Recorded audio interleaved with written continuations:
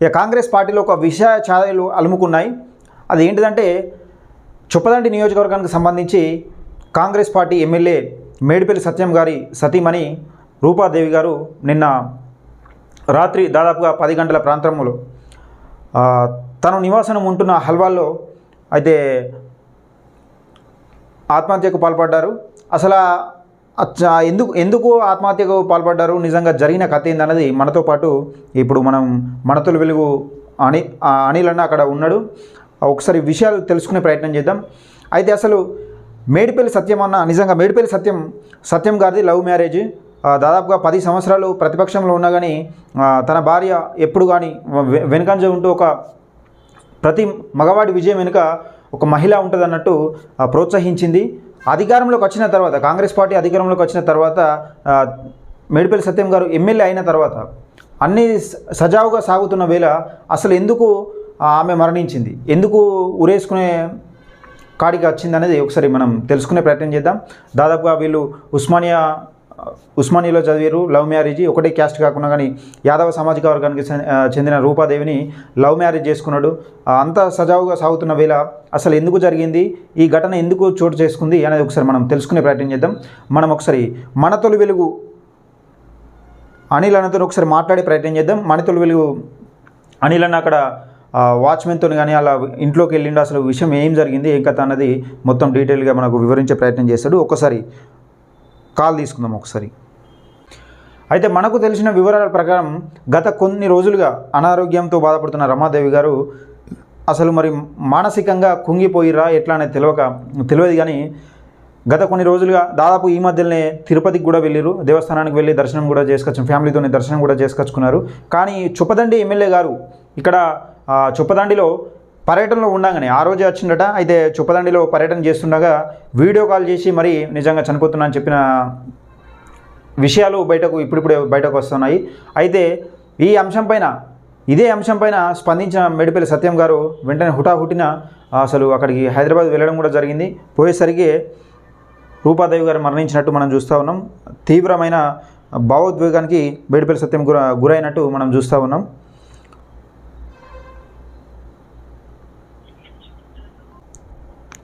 Hello Venkat భాయ్ అన్న, నమస్తే అన్న. నమస్తే. అయితే కాంగ్రెస్ పార్టీ చొప్పదండి ఎమ్మెల్యే మేడిపల్లి సత్యం గారి ఇంటికి మీరు వెళ్ళినారు. అసలు అక్కడ సంఘటన ఏం జరిగింది, నిజంగా ఆమె ఆత్మహత్యకు పాల్పడేంత విషయం ఏముందన్న అక్కడ మీరు క్షుణ్ణంగా వివరించారు. నిజంగా అక్కడ వాచ్మెన్ కానీ అక్కడ పరిసర ప్రాంతాలు మీరు చూడడం జరిగింది. అసలు వాస్తవానికి అక్కడ విషయాలు ఏం జరిగింది, ఎందుకు ఊరేసుకోవాల్సి వచ్చింది ఒకసారి వివరించండి అన్న. అయితే నిన్న సాయంత్రం 10-10:30 టైంలోనే అక్కడ ఉన్నటువంటి మేడిపల్లి సత్యం ఎమ్మెల్యేకు ఆమె నేరుగా కూడా ఫోన్ చేయడం జరిగింది. వీడియో కాల్ లో కూడా ఆమె చనిపోతా అని చెప్పేసి బెదిరించేటువంటి ప్రయత్నం చేసింది కావచ్చు అని చెప్పేసి ఆయన అనుకోవడం జరిగింది. గతంలో కూడా ఇటువంటి సంఘటనలు వీడియో కాల్ చేసి కొంత బెదిరించేటువంటి ప్రయత్నం వాళ్ళిద్దరి మధ్యలో మనస్పర్ధాలు ఉండడంతో కొంత అటువంటి ప్రయత్నం గతంలో కూడా చేసినట్టుగా అక్కడ ఉన్నటువంటి వాళ్ళు కొంత చెప్తా ఉన్నారు. మరో పక్కన వీళ్ళిద్దరి యొక్క దాంపత్య జీవితం గురించి కొన్ని రకరకాలైనటువంటి చర్చలు వినపడ్డాయి. వీళ్ళిద్దరి మధ్యలో అసలు పొందుకోవడం లేదు, వీళ్ళిద్దరికి దూరంగా ఉంటా ఉన్నారు అన్నటువంటి కొంత వినపడ్డప్పటికీ మనం లోపల్లో అక్కడ ఉన్నటువంటి వాళ్ళని అడిగినటువంటి సందర్భంలో అట్లాంటి అసలు వీళ్ళిద్దరూ ఎంతో అన్యోన్యంగా ఉండేదట. ఏ ఫంక్షన్లు అయినప్పుడు కూడా ఇటీవల కూడా ఒక ఫంక్షన్ కూడా అక్కడ ఏదైతే ఉన్నటువంటి చొప్పదండికి సంబంధించినటువంటి ఒక ప్రాంతంలో ఒక పార్టీని కూడా ఏర్పాటు చేసుకున్నారంటే ఈ పార్టీకి అందరినీ బంధువులను ఆహ్వానించడం జరిగింది. వీళ్ళు కూడా జంటగా వాళ్ళు కూడా పార్టిసిపేట్ చేయడం జరిగింది. ఎక్కడ కూడా వీళ్ళిద్దరి మధ్యలో మనస్పర్ధాలు ఉన్నట్టుగా కానీ లేకపోతే విడిగా ఉన్నట్టు కానీ ఎక్కడ కూడా వాళ్ళు ఏ ఒక్కరు కూడా చెప్పలేదు. వీళ్ళు చాలా లవ్ మ్యారేజ్, ఎందుకంటే 10-12 సంవత్సరాల క్రితం వీళ్ళు లవ్ మ్యారేజ్ చేసుకోవడం జరిగింది. మాల సామాజిక వర్గానికి చెందినటువంటి ఈయన, యాదవ గొల్లకుర్మాలకు సంబంధించినటువంటి కమ్యూనిటీకి చెందినటువంటి ఈమె. అయితే మొత్తానికి అయితే ఎక్కడ కూడా వీళ్ళిద్దరి మధ్యలో మనస్పర్ధాలు లేవు. కానీ ఎక్కడైతే కరోనా సంబంధించినటువంటి స్టార్ట్ అయిపోయిందో ఆ కరోనా సమయంలో కొత్త ఈమెకు కూడా కరోనా రావడం జరిగింది. అప్పటి నుంచి కొంత మెంటల్ గా ఈమె డిస్టర్బ్ అయినట్టుగా అక్కడ ఉన్నటువంటి వాళ్ళ పెద్దమ్మ గాని వాళ్ళ చిన్నమ్మలు గాని ఇక్కడ ఉన్నటువంటి వాళ్ళకు ఆమె ఎవరైతే రూపాదేవి ఉందో చనిపోయినటువంటి ఆమె బంధువులు చెప్తా ఉన్నటువంటి అంశం ఏంటిదంటే వాళ్ళందరితో కూడా కలవిడిగా ఉండేది, పలకరించకపోయినా కానీ పలకరించేటువంటి మనస్తత్వం ఉండేటువంటి ఆమె కరోనా వచ్చిన తర్వాత కొంత డిప్రెషన్ లోకి వెళ్ళడం, కొంత మానసిక స్థితి సరిగ్గా లేక కొంత మెంటల్ గా హెల్త్ పరంగా బాగుండట్లేదు అని చెప్పేసి ఎప్పటికి కూడా వాళ్ళ బంధువులకు చెప్పుతూ ఉండేదట.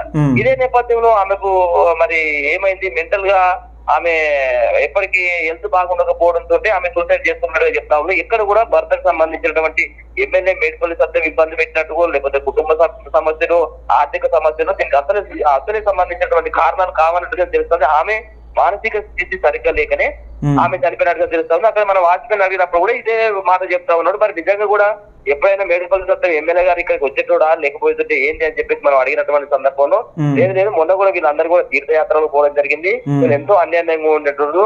ఈయన కొన్ని కార్యక్రమాలు వారానికి 4-5 రోజులు ఇక్కడనే ఉంటాడు హైదరాబాద్ లో, 2-3 రోజులు మాత్రం ఆ చొప్పదండి కరీంనగర్ ఈ సంబంధించిన దాని వ్యవహారాల్లో, రాజకీయ వ్యవహారాల కోసం ఆయన నియోజకవర్గాల్లో వెళ్ళేవాడు తప్పించి మిగతా ఉన్నటువంటి వారంలో 4-5 రోజుల పాటు కూడా హైదరాబాద్ లోనే ఉండేటోడు, ఈమెతోటి ఉండేటోడు అని చెప్పి చెప్తా ఉన్నారు. వీళ్ళు మనం ఇప్పుడు చూసినటువంటి బిల్డింగ్ దగ్గర కూడా కేవలం వాళ్ళు వచ్చి 2 నెలలు అవుతుంది. అది ఓన్ బిల్డింగ్ కూడా కాదు, అది కేవలం రెంటెడ్ బిల్డింగే. అయితే ఇదే సందర్భంలో ఆమె నిన్న సాయంత్రం టైంలో ఆమె గెడే వేసుకోవడం, అక్కడ ఉన్నటువంటి బెడ్రూమ్ లకి వెళ్ళి, అంటే చనిపోయే ముందే ఎమ్మెల్యే గారికి వీడియో కాల్ చేసిందట. ఎగ్జాక్ట్ గా చనిపోయే ముందే వీడియో కాల్ చేసినట్టుగా చెప్తా ఉన్నారు. చేసి కొంత బెదిరించినటువంటి కార్యక్రమం, దాని తర్వాత ఫ్యాన్ కు చున్నీ కట్టుకొని ఆమె ఊరేసుకున్నటువంటి పరిస్థితి.